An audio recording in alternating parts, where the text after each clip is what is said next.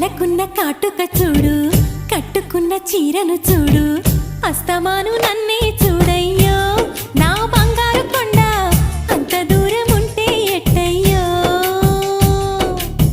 చెవులకున్న దుద్దులు చూసా, ముక్కుకున్న ముక్కెర చూసా, చూడమన్నవన్నీ చూశానే.